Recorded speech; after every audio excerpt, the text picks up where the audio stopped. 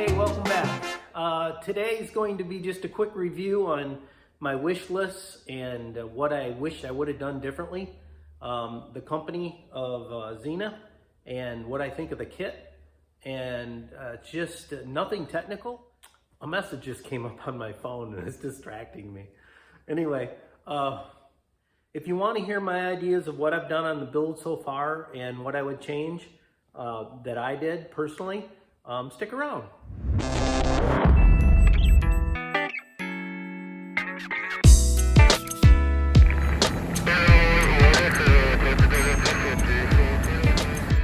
This thing's getting heavy. Let's shorten her up. How's that? Okay, things I'm glad I didn't do. One of them was when it comes to putting on the flapper-ons, and what I was going to do is drill these all out ahead of time so that the sleeve would fit and I wouldn't have to mess with it up here. But I looked ahead and I'm glad, because positioning it, that's going to be what I mark it through, and it would have been harder to mark it through a much larger hole. So I'm glad I didn't do that. The other thing I wish it had was that parts list, a checkoff list.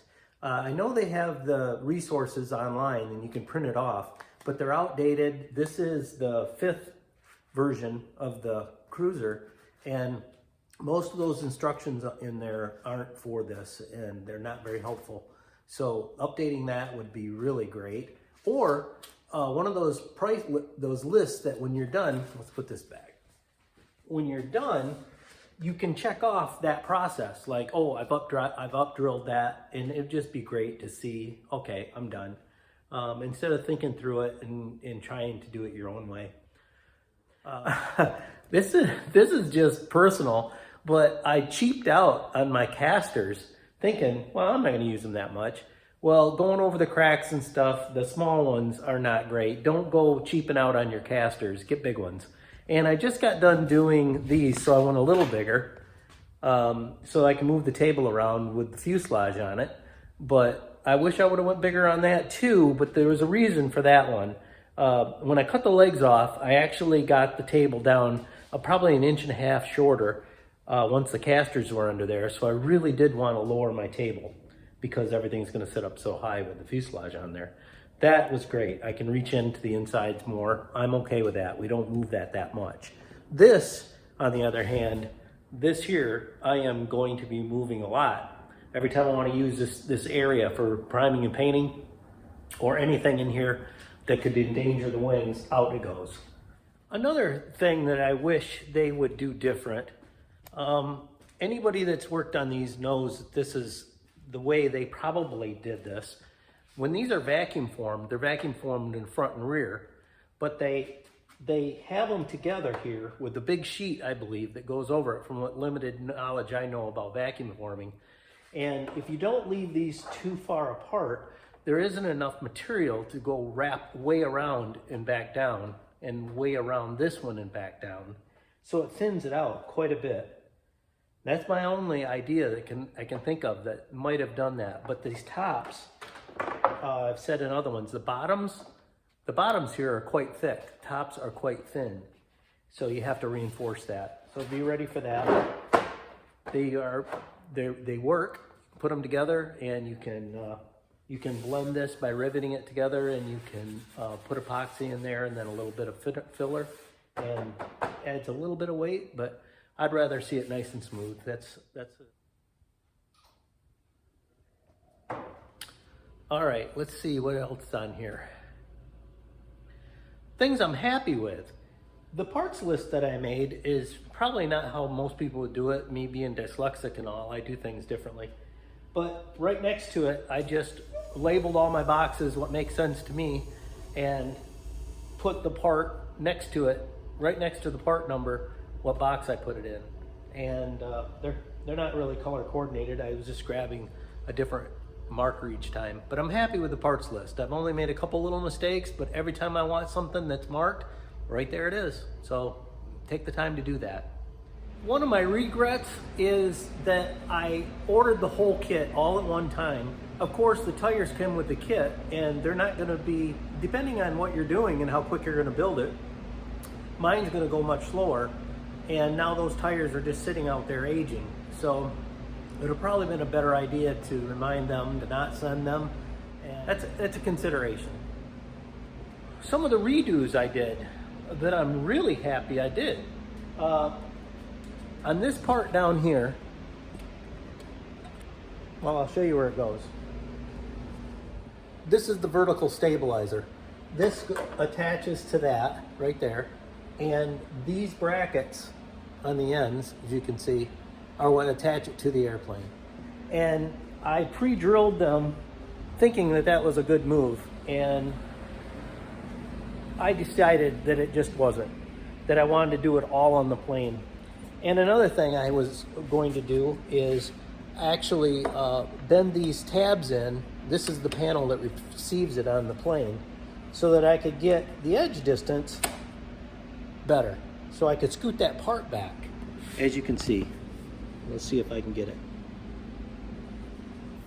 When I decided not to radius these edges and leave it square, I ordered the new parts. So it could leave them nice and flat and square. And this came much longer. So I don't know if they've, this way, I don't know if they've changed this part, but I am so happy now that when I assemble this, it overlaps so far out that I'm gonna have plenty of room. I'm so glad that I did that. Wouldn't have known it otherwise, that they rechanged that part. A kind of silly thing, but do this right off the bat. It takes a lot of time, but do it anyway. Get a sheet of these paper reinforcements and put them on your book, because you're gonna be going through these pages so much. Inevitably, I tore almost every page in this book, just hauling it around and treating it like it was part of the job, not being like it's gold. So yesterday I spent, I think, 2 hours just sticking these on. No big deal, but I wish I'd have done it sooner, so I wouldn't be doing it while I wanted to work on the plane. One of the odd benefits of having to re-skin one of those wings back when I was drilling the center spar and misdrilled, so I would want to buy all that, but anyway, having those extra skins upstairs, if you can build a part out of that size metal and go between the pre-drilled holes, I've got a lot of extra metal up there. So hopefully I'll be able to use that on putting the avionics in and building boxes or shelves and stuff like that. So that's gonna be nice. And I took the spar apart and took the angle iron out of there, the angle aluminum out of there, and that is nice heavy stuff too. So hopefully that'll come in handy. Something I've been thinking about doing, if any of you've done this, please leave a message down below, but I don't think it'll add a lot of weight, but these holes here, right here, I really want to build a little panel that rivets to that edge and closes that off, a nice angle, and smooths that up and cleans it up and stops turbulence. Just a thought, something that I can do anytime. I got the metal for it, so. Well, I got the table, like I said, lowered, fixed the holes in it, and that I had drilled in it, bounded them up, painted it, and that's all ready to go. Another regret of mine is the pitot. I really wanted to stay out of this area, the front half of the wing towards the fuselage, where all the doublers are and the tension is worse, and I wanted to put my hoses out over here. So I put it outside the strut where it hooks on. And I just put it outside the next bay right there. And then I could take everything right out the back. Well, I could have easily put it here and here. I didn't know about the length and if it was going to hit it. I could have put it here, ran the wires towards the back through and back out. I wish I would have done that, because I could see that now. I've been watching more and more videos. When you're crawling underneath these things, people are going to bang their head.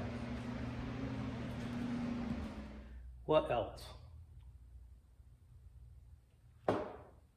If you have any questions about my build so far and any even technical questions, leave a message. I'll try to get back to you, or I will get back to you with my limited knowledge. One of the great things about Facebook is the community sharing how they do things, and that is awesome. I'd use that resource. Kind of read between the lines, find out who's answering you and why they did it that way. So I just think Facebook has been a great place to go and show what you're doing and see what others are doing and get answers. It's been amazing. The company itself, man, you can't say anything bad about Zenith, the company. They're awesome. I mean, Chris passed away just shortly, and his son took it over, and he's younger, so I think he's going to be around owning the business for quite a while. And that business being around, we should really support it. Someday down the road, crack a windshield, whatever thing you might bust, you want them to be there. And I believe they're going to be. And as far as dealing with them, anytime I've called or left a message and put like the way I've done it with Roger in the past is I think I got he gave me his actual phone, which that was probably unheard of in other companies. But I'll take a picture and try to write a detailed list exactly what my question is and send it to him. And if I don't hear from him by the end of the day, I just type in a question mark and click it in, and boom, he answered me. And that's happened a few times. And the one day he didn't understand my question, which I get that. And he just called me up and we went over it real quick. And once we got it straight, we went on from there. And that's just amazing. I mean, I really need that stuff. And most of you maybe do too. I'm hoping after you watch this that you can leave a message down in the bottom letting me know what you think of your avionics and what your companies were like when you called them, because I'm going to need extra hand-holding when it comes to doing that. The other thing is, at Zenith, they try to help you. They've always, are we going to divide these up? Are we going to do this for shipping? What about that? Do you want to come down? Are you close enough? And they work with you. They ask all the questions. They don't just assume. They put out a really nice package there as far as the Cruzer goes. I can't speak to the other planes, but I'm sure they're a lot like it. And they care about it. They have a lot of knowledge, of course, of all of it when you ask them. Well, I think that about wraps it up. I can't think of anything at this point that I huge regret. I'm glad I changed out a couple things. I'm glad I've never regretted, like when I bought the trailing edge for the wing, I never regretted any time just stopping and going, okay, just get that other part, do it again. You made a mistake. You could fudge it. You could do this. No, don't. Just order the part and it'll be at your door before you know it, and you can take it. I'm super stoked that I'm going on to the fuselage. So cool to have all the control surfaces done at this point as far as you can do them. And it was a mile mark. It was the feel, it's the feeling that you really want. It just feels so good. So, hey, thanks a lot for coming along and putting up with me for another little bit here. And we'll talk to you later. No, we'll see you in the next one.